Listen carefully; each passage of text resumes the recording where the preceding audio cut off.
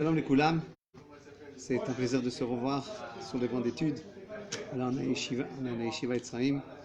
Le bruit que vous entendez, c'est le bruit des élèves. Bon, Hachem. Aujourd'hui, j'ai choisi qu'on parle des Zat Hashem Yitbarach de notre maître, le Rav Mordechai Eliyahu, que nos instituts vont selon son nom, un maître sublime, un maître qui a marqué la génération, un maître qu'on a connu de près, on peut dire, malgré que tout le monde qui était près de lui se disait près. Ceux qui le côtoyaient disaient on est près de lui, du Rav Mordechai Eliyahu. Il a su nous rapprocher comme un père, comme un Rav, comme un tzaddik qui est proche. L'importance de parler des tzaddikim dans notre génération est très grande. Car, comme lui-même disait, comme disait le Baba Saleh, bénite, il fait partie de notre génération et donc on doit apprendre de lui, on doit apprendre de sa vérité. C'est une vérité qui est présente. Des fois on apprend des livres, des anciens. C'était une autre génération, c'est d'autres générations. Mais lorsqu'il disait, lorsqu'on apprend des maîtres de notre génération, alors ça nous oblige, parce qu'ils sont parmi nous et ils vivent parmi nous. Alors ce maître, le Rav Mordechai Eliyahu, cet ange parmi les hommes, comme j'ai donné le titre, Bezrat Hashem, on l'a connu. Et je voudrais vous en parler. Mais avant de rentrer dans la profondeur du Rav, pourquoi je vous en parle? Pas seulement pour raconter des histoires du Rav et de ses qualités immenses qu'il avait en rituel, etc. Mais je voudrais, avant de commencer à parler du Rav, rentrer dans ce sujet-là d'être attaché à un tzaddik. C'est un sujet qui est très délaissé, je peux dire, par certains. Mais lorsqu'on comprend ce sujet-là, qu'il faut être près d'un tzaddik, alors on comprend qu'on a gagné notre vie en vérité. Et des fois, on a l'impression que dire que... Et des fois, excusez-moi de la problème technique là, avec cet appareil j'ai beaucoup de problèmes techniques. Dieu est grand, on fait notre ishtadoul, on fait nos efforts. Mais en tout cas, cette rencontre avec alors donc le tzaddik. On a l'impression que le tzaddik c'était quelque chose qui est dans les livres, qui est chassidi, on doit se lier au admour, au Rebbi, etc. C'est faux, c'est certainement faux. Tout le temps, ceux qui ont réussi dans le travail de Dieu, c'est ceux qui étaient liés au tzaddikim. On va dire dans la paracha Lech Lecha, paracha Shlach Lecha, pardon, qu'on a lu maintenant, qui a été sauvé du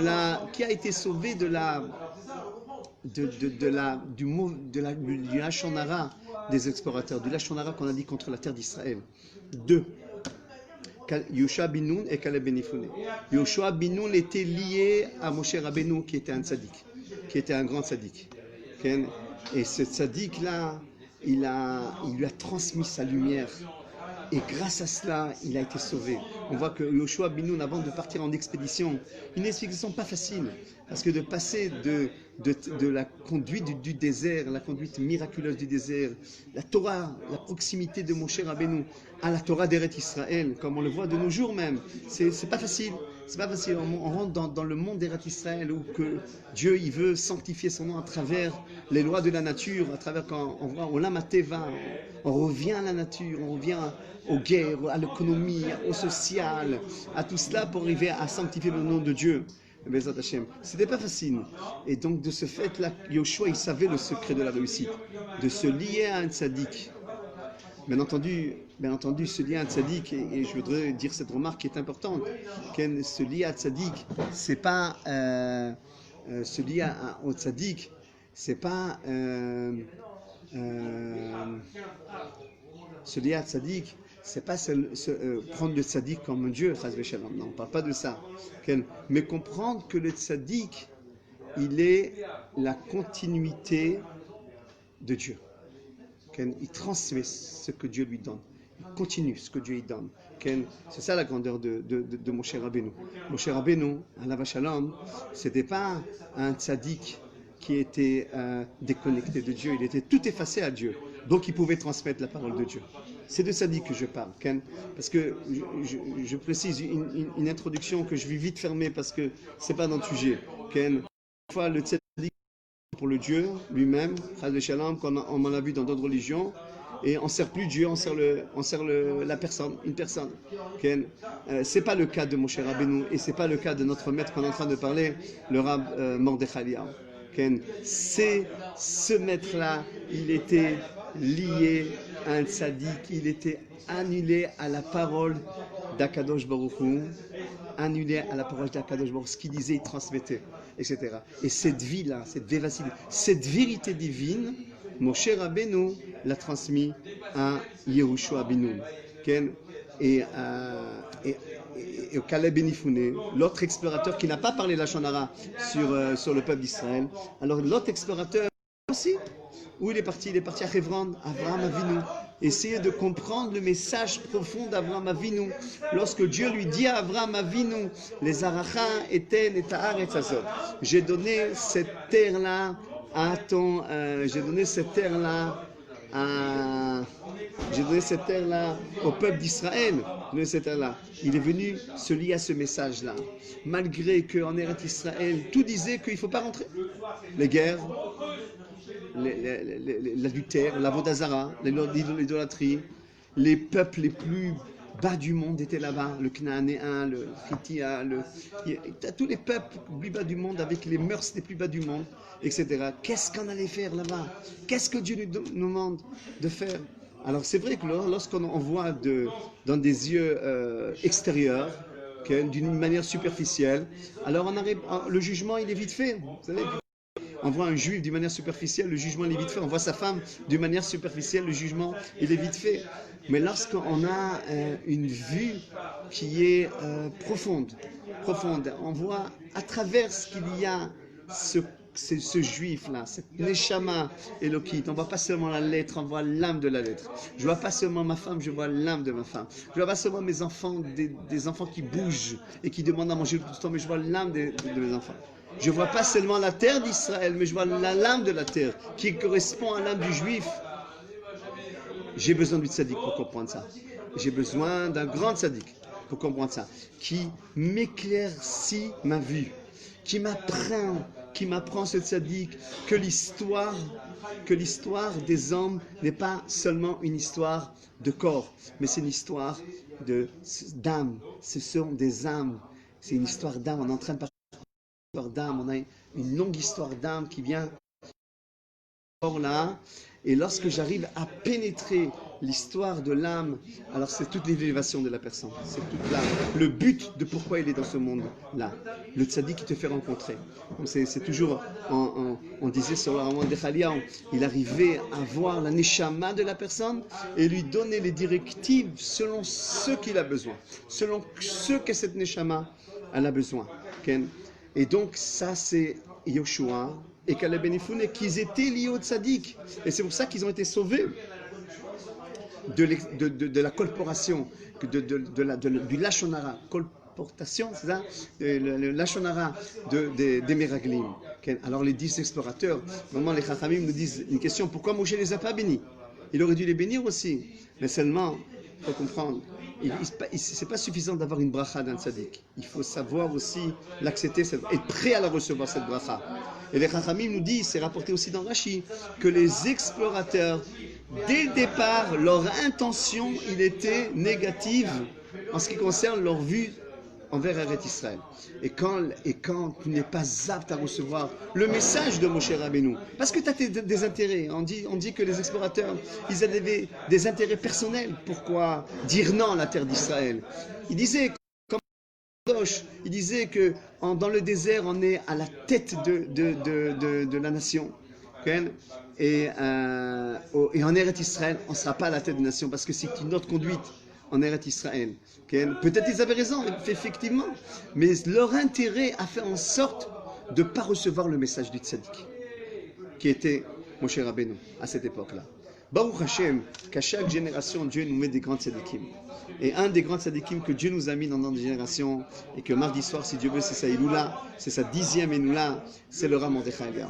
Et je disais toujours à mes enfants, je leur disais que c'est pas évident que Dieu mette tes traces sur la voie d'un tzaddik. C'est pas évident de rencontrer toujours un tzaddik. On a des tzaddikim parmi nous qui sont peu. Les grands tzaddikim, ces mêmes tzaddikim qui sont comparés à des anges, comme dit la Gemara, ce sont des anges qui sont parmi nous, parmi les hommes, etc. C'est pas évident de les rencontrer. Des fois, souvent, on rencontre, il y a une petite anecdote, des fois on vient me dire des problèmes de shlambaï, des problèmes de construction spirituelle de la personne. Et je leur dis, vous n'êtes pas liés à un tzaddik, c'est pour ça qu'il vous arrive tout cela. Alors je dis, oui, mais lui, on étudie la Torah avec des rabbanim, etc. Mais c'est bien, je leur dis. Mais le Rav, il enseigne d'une manière générale. Et celui qui arrive à te pénétrer dans ta neshama et à te donner une vivacité dans ton âme et te donner une raison de vivre, un but de vivre, c'est un tzaddik à travers lui tu vois le Emet. Pas seulement que tu vois son comportement, certainement de voir le comportement du tzaddik, comment le tzaddik se comporte moralement, avec quelle dignité, avec quelle bonté.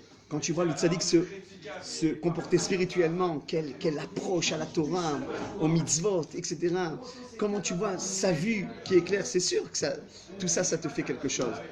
Mais les Rachamim nous disent, ne serait-ce de voir le tzaddik, un vrai tzaddik, déjà tu es influencé. C'est ce qui est marqué dans le prophète, Va'ayu einecha ro'ot et morecha, et que c'est tes yeux, ils arrivent à voir ton maître. C'est rapporté dans la Gemara que Rabbi Yehuda Hanassi, qui était celui qui a écrit la Mishnah, il était lié à un grand maître qui s'appelait Rabbi Meir. Il disait, j'avais l'habitude de voir rien que son arrière, ici. Il mettait le tfilim, l'arrière de cette filim. Et grâce que j'ai vu l'arrière, je suis plus profond que mes amis. Mais si j'aurais vu constamment le visage de Rabbi Meir, imaginez la dimension qu'on aurait. Alors, c'est vrai, il y a des rabbins. Il y a des rabbins de communauté, il y a des rabbins qui enseignent la Torah, la Gemara, la Halacha. C'est bien, ça maintient, c'est le contenu, ça maintient le contenu. Mais c'est lui qui met une vie dans le contenu, qui te donne une vivacité, une profondeur, qui te donne le goût de la vie, qui te fait rencontrer pas seulement les lettres, mais l'âme des lettres, qui te fait même rencontrer ton shoresh nishmati, la racine de ton âme. Ça, c'est un tzaddik qui peut le faire. Et je dis à mes enfants, un de mes enfants, il me dit toujours, il dit, pourquoi on n'a pas connu plus le Rav Mordechai Eliyahu? On a connu, j'ai amené mes enfants au tzaddik. Un père, il doit amener ses enfants à un tzaddik. Un père et une mère ensemble, ils doivent amener leurs enfants à un tzaddik. Alors toujours, il me dit, pourquoi on n'a pas connu plus? Il dit, c'est vrai, toujours il y a un regret, languissement de ce tzaddik là, Rav Mordechai Eliyahu, de ce père de la nation d'Israël, Aviam chez l'Israël on l'appelait, mais je leur ai dit, mais malgré cela, regardez, pas tout le monde a cette chance là, pas tout le monde peut-être même fait ces efforts là, de vouloir rencontrer un tzaddik qui lui donne le chemin de la vie, un chemin de la vie. Et quand le tzaddik il te donne, il te dirige, pas besoin que tu sois assis toute la journée à côté de lui, avec des discussions, des rendez-vous importants, des rendez-vous de vie, et tu donnes les lignes de ta vie, c'est quelque chose qui te marque pour toute la vie. Il t'accompagne, c'est un tzaddik qui t'accompagne dans tous tes chemins, dans toute ta vie, dans toutes tes décisions, dans comment ordonner tes idées, comment te purifier, comment te sanctifier, comment prendre telle ou telle décision, quel est le conseil pour tel et tel événement, pour tel et tel litige, etc. Comment tu peux diriger une communauté si t'es rave. Comment tu peux diriger un foyer quand tu es père de foyer ou quand tu es mère de foyer, etc. Dans quelle école tu dois mettre tes enfants? Est-ce que tu dois les mettre à l'armée ou tu dois les mettre à la yeshiva? Ou bien, de quelle nature est là cet enfant? Dans quoi il est bon cet enfant? Comment voir la Géoula? Comment attendre le Mashiach? Comment on voit tout le mouvement des nations? Comment on voit sur quelle vue? Sur quoi il faut s'approfondir? Bref, Rabotai, il y en a beaucoup qui voient, mais qui voient l'accessoire, ils ne voient pas l'essentiel. Ils ne sont pas dans l'essentiel de la vie. Le tzaddik, il te fait rencontrer l'essentiel de la vie, et pas l'accessoire seulement. Toute une vie peut être gâchée lorsque une personne elle se concentre à l'accessoire. Le bien-être, l'argent, la belle maison, la belle voiture, etc. Tout le look de la vie, etc. C'est une vie très petite, très restreinte. C'est vraiment pour ça que Dieu a créé ce monde, comme dit le message des Sharim, pour qu'on passe, on mange, on boit, on s'habille, on part, shalom. Shalom, 70 ans, 80 ans, 100 ans, 120 ans. Okay? Shalom, c'est tout, c'est pour ça. C'est pas plus que ça, c'est pas plus profond que ça. Dieu, il a créé le monde avec la sagesse, avec une sagesse profonde. Et certainement, c'est pour dévoiler quelque chose qui est profond. Et la chose qu'il faut dévoiler, c'est notre neshama. Qu'est-ce qu'on dit tous les matins? Elohai neshama shenatata bitehura. Qui te fait rencontrer ta neshama? Qui te donne conscience de ta neshama, de l'essentiel, de quoi s'éloigner de ce qui est secondaire, de ce qui est accessoire, ce qui est superficiel, et qui te ordonne, qui te met dans le chemin de la vie. C'est le tzaddik. C'est le tzaddik. Des fois, on peut même être un homme de Torah. Un homme de Torah qui étudie, qui fixe des temps l'étude, Baruch Hashem, c'est une grande chose. Mais on voit que quelque part, c'est secondaire. Il y a toute la vie, il y a le travail, il y a la famille, il y a les sorties, etc. Et il y a aussi la Torah. La Torah accompagne tout ce... Vous savez, dans les écoles, il y a telle et telle matière, et il y a le Tanakh aussi. Il y a le Tanakh, il y a les maths, il y a l'anglais, etc. Il y a aussi le Tanakh. Elle fait partie. Et le tzaddik, qui vient te mettre les choses en ordre. Il vient t'ordonner le programme de Dieu, le programme de la vie. Et te dit, c'est ça l'essentiel et c'est ça l'accessoire.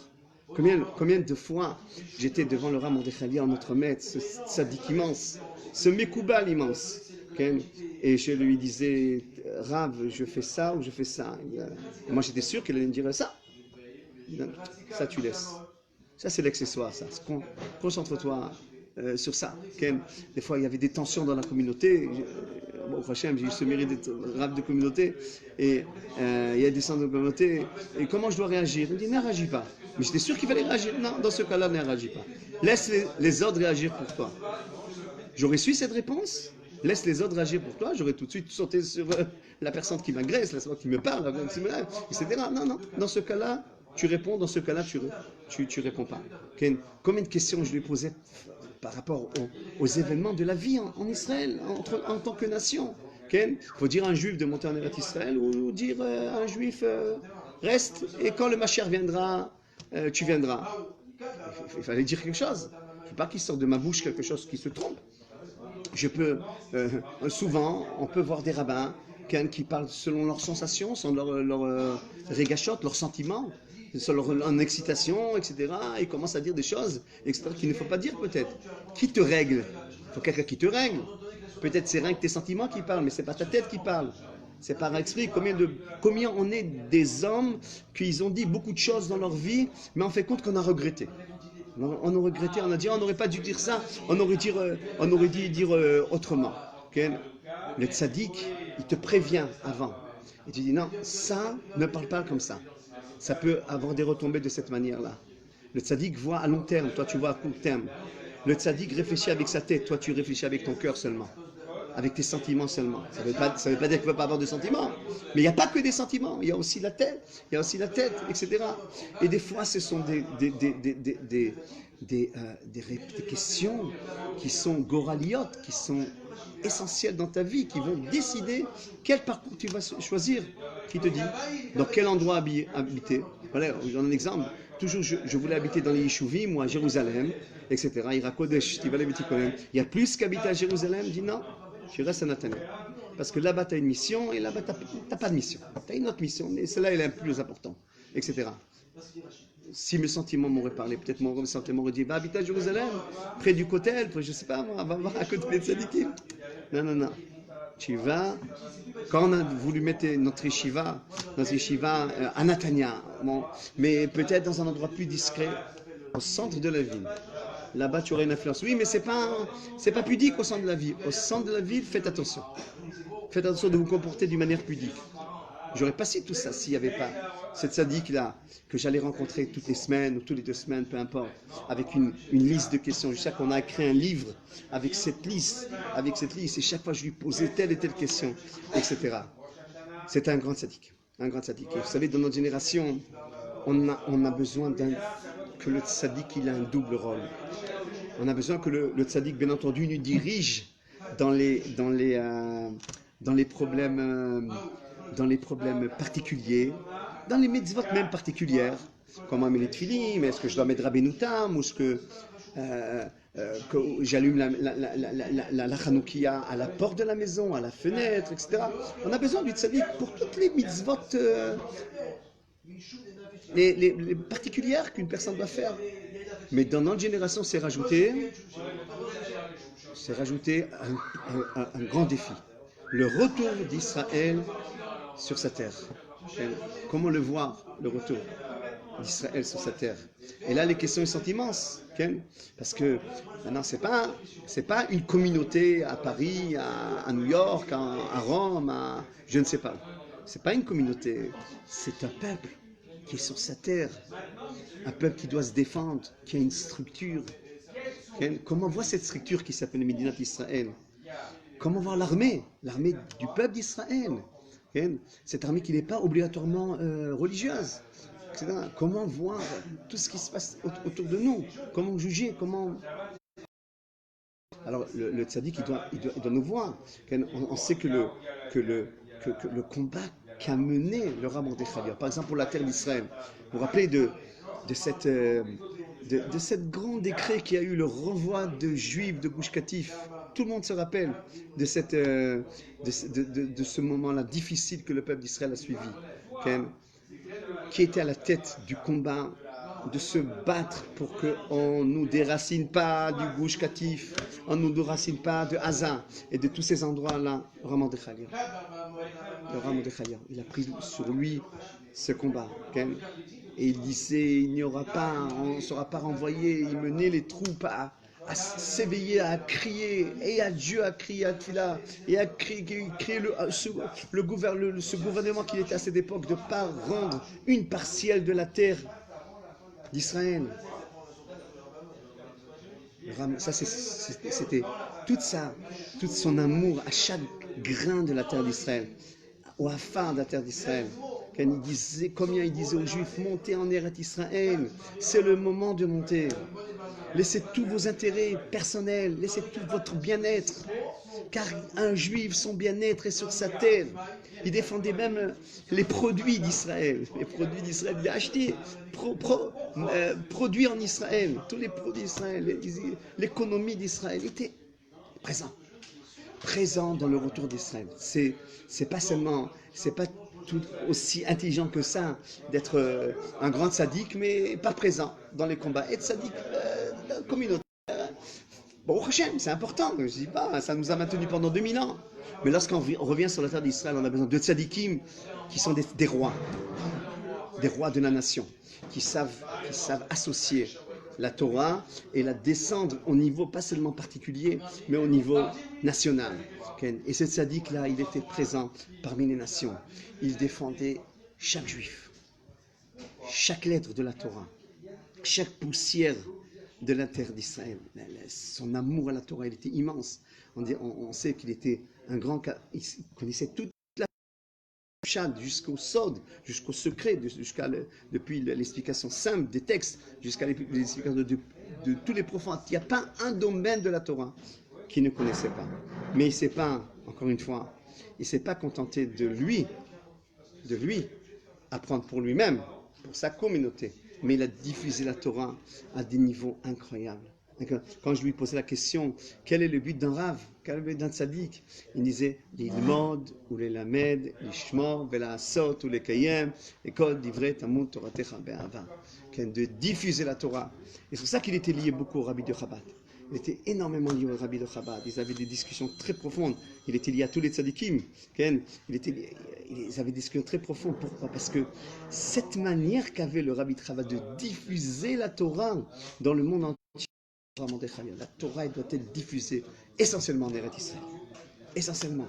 Transmettre. Ne garde pas pour toi. Un tzaddik peut dire, attends, mais si je transmets, je ne vais pas me remplir au même moment. Quand tu transmets, tu te remplis. Il disait. Quand tu transmets, tu te remplis. Parce que l'autre, quand il se remplit, c'est toi qui te remplis, parce que vous êtes attaché.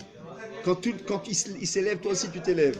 C'est l'attachement que chaque juif a l'un pour l'autre. sa manière de faire le bien à son prochain était exceptionnelle. Était exceptionnelle. Ce tzaddik-là, il a su mêler le comportement humain à cette Torah-là, à cette Torah immense-là. C'est pas contradictoire, ça va ensemble. Un tzaddik doit être humain. Il doit se comporter avec moralité. Une fois, je me rappelle, je lui avais demandé, je vous mêle un peu de mes anecdotes, je lui avais demandé au Rav, je lui avais posé une question, et je lui ai dit, Rav, je lui ai transmis une question sur papier, il m'a répondu, mais il m'a répondu d'une manière un peu sec. Et il donne à son secrétaire le papier, moi je lis le papier, je lis, il me dit c'est interdit. Une question, peu importe laquelle, il me dit c'est interdit. Après, comme si il réfléchissait, il me rappelle, il me dit David Nakash, si j'ai répondu comme ça, hein, c'est pas que je suis dur avec toi, c'était le langage des Chachamim.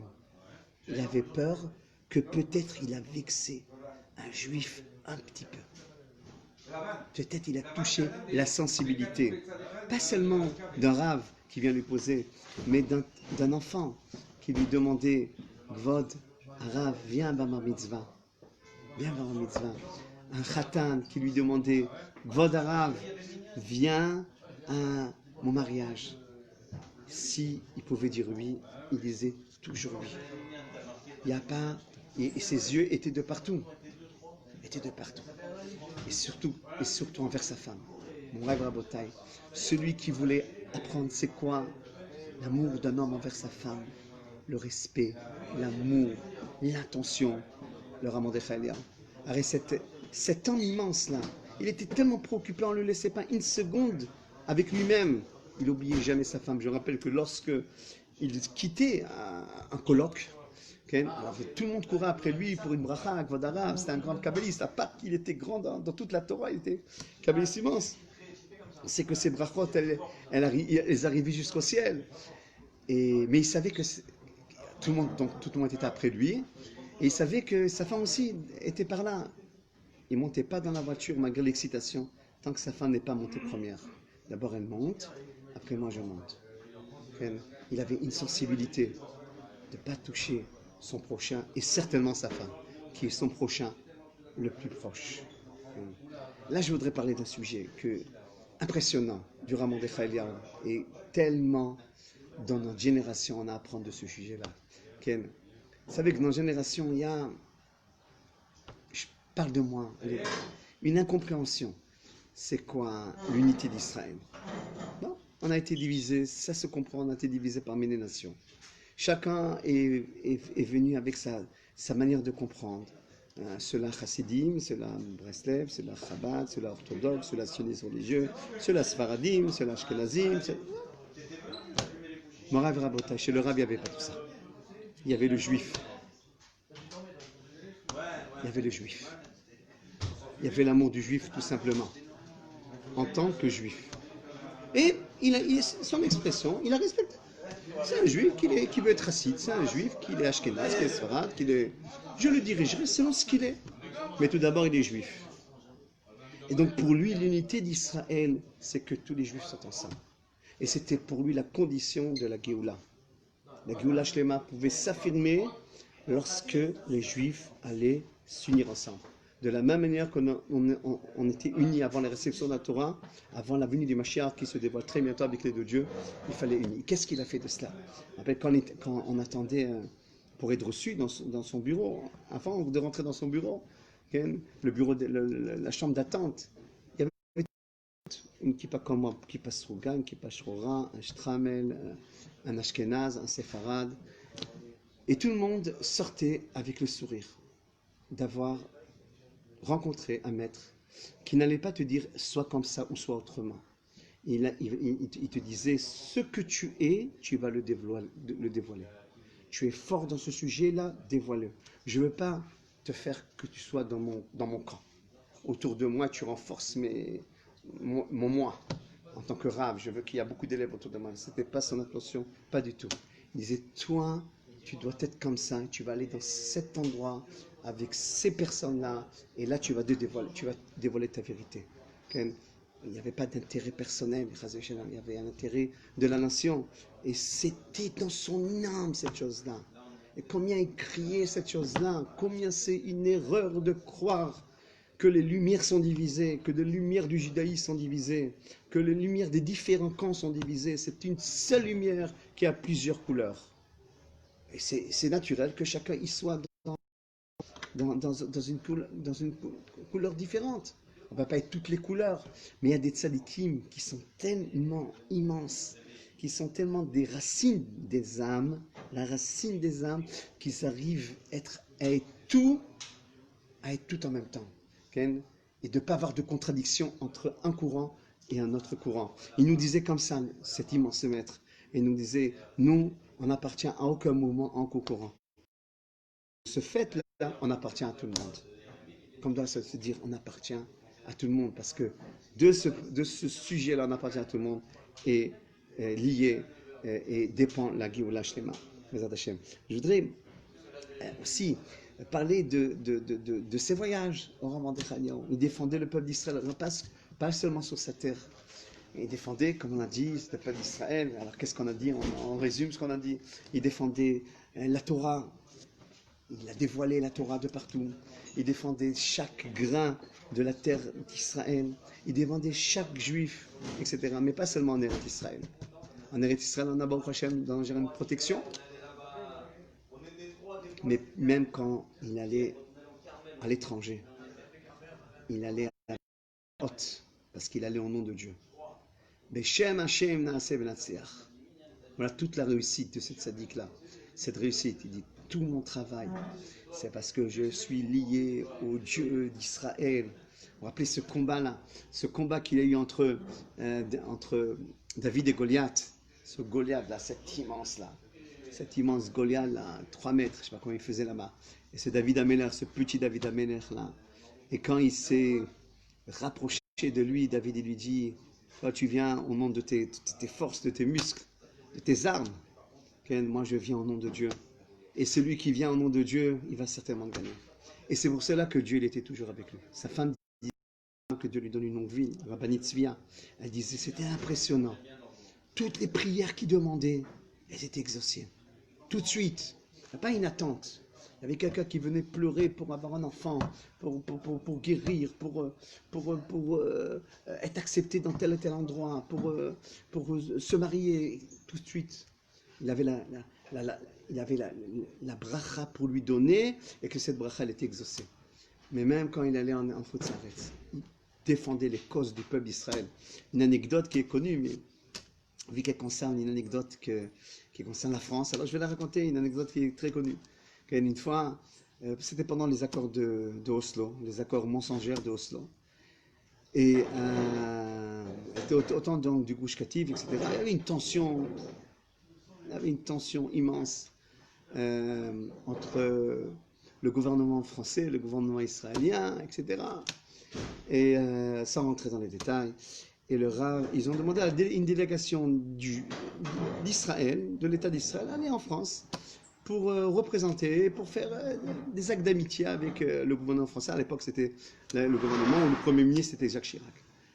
Et donc,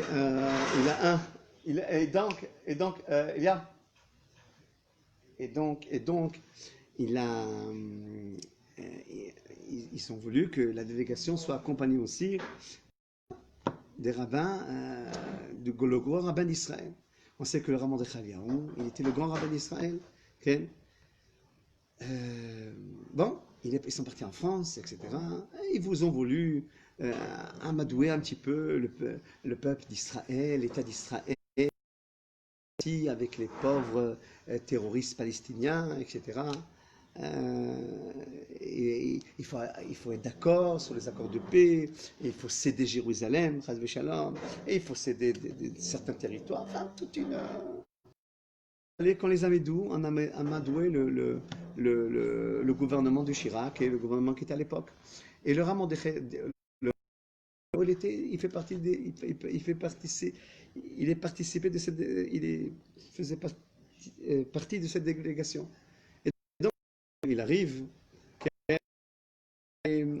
on leur dit à la délégation israélienne, on va vous faire rencontrer en France les musées, les grands musées prestigieux, et ils arrivent devant la chaise de Napoléon. Et le rabbin Mordechai il dit, mais moi je veux l'acheter, la chaise de Napoléon. Il dit, non monsieur, vous comprenez bien, monsieur le rabbin, la chaise de Napoléon, elle est très importante pour nous, elle est immense pour nous, etc. Non, non, moi je veux l'acheter, moi.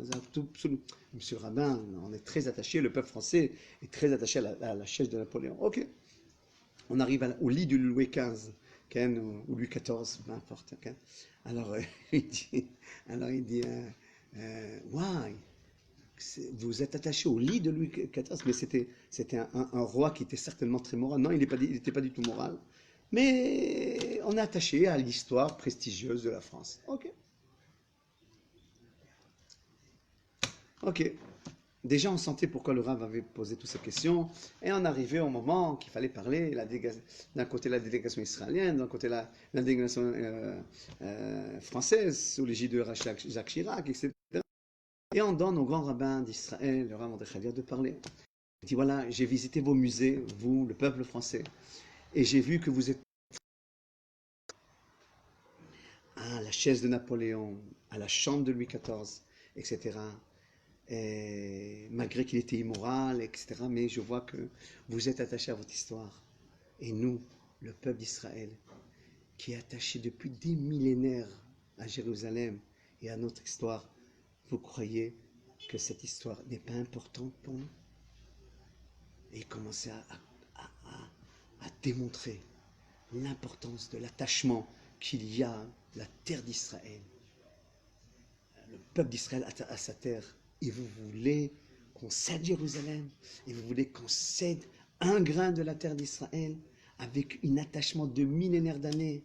Le livre des livres, le Tanakh, il est rempli de cet attachement qu'il y a entre nous et la terre d'Israël. Et vous voulez qu'on cède cet attachement-là? Alors ça a mis la colère de la délégation israélienne sur le rabbin, quand vous parlez. On est venu pour renforcer les liens avec la France. Et vous, moi je dis la vérité.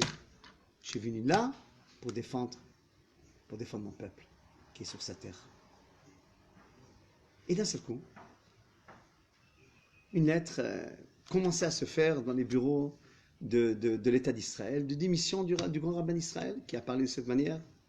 Mais une grande surprise s'est avérée, que Jacques Chirac, il prend la parole, et il dit, j'ai admiré le sens de la vérité qu'avait le grand rabbin d'Israël, le Rav Mordechai. Et c'est pour cela que je lui donne comme cadeau une médaille très importante qu'on donne rien que dans des occasions très particulières. Voilà, monsieur le rabbin, la médaille d'honneur, d'admiration devant votre discours qui est émané d'une vérité qui est en vous. Vous voyez, lorsqu'on dit la vérité au peuple, aux nations, ils sont d'accord avec cette vérité. Mais quand on montre des signes de faiblesse, c'est là où on essaye de bafouer toute la vérité. Le Rav, il était comme ça.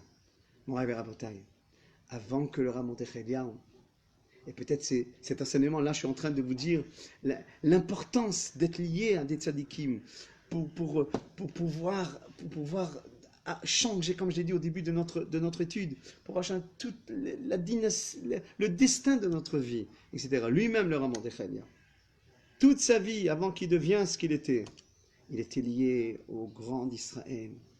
Et ces mêmes grands d'Israël lui ont dit, dans le ciel, on a décidé que c'est toi qui vas être le grand rabbin d'Israël. Qui c'est ces grands qu'il était lié? Baba Saleh, le Rav Kadouri, le Rabbi de Chabad, le Rav... Ces grands-là, tous ces grands, cet immense-là, qu'ils ont animé les précédentes-là, ils ont dit, dans le ciel, on a décidé que toi, tu as le prestige d'un grand rabbin, un début de royauté d'Israël. C'est même Neshama, Mashiach. Je m'avance de dire ça, qu'un potentiel de Mashiach, qui s'y comporte, qui nous donne un avant-goût. Qu'est-ce que va être le Mashiach? Ce roi-là, qui n'est pas un roi personnel, mais un roi pour la nation tout d'abord, mais qui n'oublie pas aussi le personnel, qui ne dit pas le petit travail. Une fois, j'ai demandé au Rav Mordechai Eliyahu et j'ai inscrit cette question dans le livre de recueil sur le Rav Mordechai Eliyahu. Et je lui dis, qu'est-ce qui vaut quand on est Rav de communauté, qu'est-ce qui vaut se concentrer sur les petits problèmes ou les grands problèmes? Alors le maître nous dit les petits et les grands. Un Rav doit être partout. Un Rav doit répondre à un petit enfant qui lui demande quel bracha on fait sur ce bonbon. Et un grand maître doit répondre aussi aux grands kabbalistes comment on comprend les sphirotes, les sphères célestes. Le Rav doit être partout. Il doit répondre à un Rav de communauté et tout de suite voltiger à un problème de la nation et tout de suite aller dans la tombe de Rachel Imenu pour prier parce qu'il y a un danger dans telle et telle guerre, etc. Avec le Rav Shapira au Kotel pour implorer avec des milliers de personnes, parmi les Juifs, le peuple d'Israël qu'il enlève le décret. Un tzaddik, il est tout donné à ce niveau du Rav Mordechai Eliyahu. Il est tout donné à son Dieu, à son peuple, à sa Torah, à sa terre. Il est tout donné. Pas un instant. Je lui posais la question, je lui disais, quelle va être la qualité d'un tzaddik, d'un Rav, d'un tzaddik? Il ne disait pas perdre son temps. Ne perds pas ton temps. Sois toujours en train de faire des bonnes choses. Toujours avoir des bonnes pensées, des bonnes philotes, des bonnes études. Et quand je lui disais, mais je voudrais un petit peu me reposer de la communauté, etc. On ne se repose pas. Il y a un temps de se reposer. On ne se repose pas. Okay? Alors maintenant qu'on est dans la 10e Iloula de notre maître, le Rav Mordechai Eliyahu, de mémoire bénie, son srout nous protège. D'une manière restreinte par rapport au corona, etc. On le fait d'une manière extrême, malheureusement. Ou heureusement, jamais malheureusement, parce que c'est la volonté de Dieu. Et même au Tzion du Rav Mordechai Eliyahu, d'après ce que j'ai compris, on zoom, ça va être, etc. Là aussi, on va faire d'une manière restreinte, etc.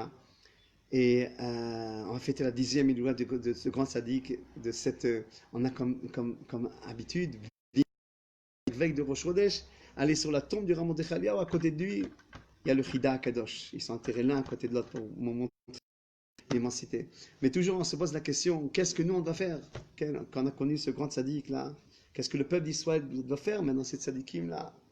Ils sont plus devant nous, ni le Rav Mordechai Eliyahu, ni le Rav Ovadia Yosef, ni le Rav Eliashiv, ni le Rabbi de Chabad, ni Rabbi Nachman, ni tous ces maîtres. Alors, on a leurs élèves, qu'on va selon leurs traces.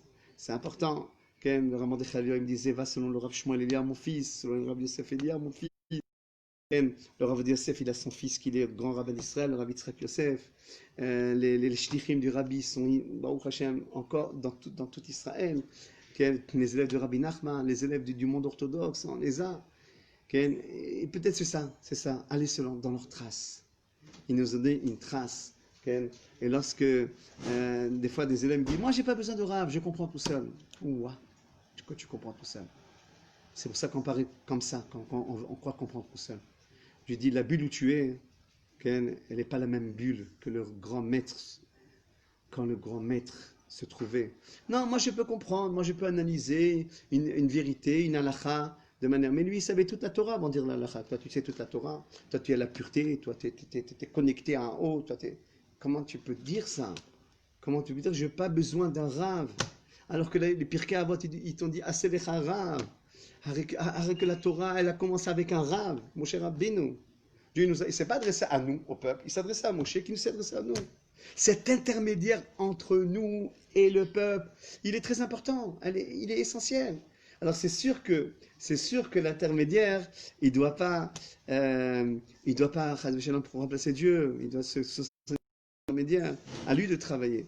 Mais quand on parle au niveau de notre maître, le Rav Mordechai Eliyahu, alors c'est clair pour nous que cet intermédiaire-là, il était rien qu'intermédiaire, il est transmettre à notre génération, dans le langage de la nation, dans les réponses que notre génération doit avoir, à la manière qu'elle doit entendre, il est venu répondre à toutes les questions qu'on doit pour être prêt à recevoir le Mashiach, pour être prêt à recevoir la Géoula Shlema, et de voir de nos yeux, Aïn Be'aïn, la construction de Beth Amikdash. Et quand on lui posait, je finis par cette anecdote parce que si, si je commence à parler du Raman de Chaliah, je vais en parler des heures et des heures.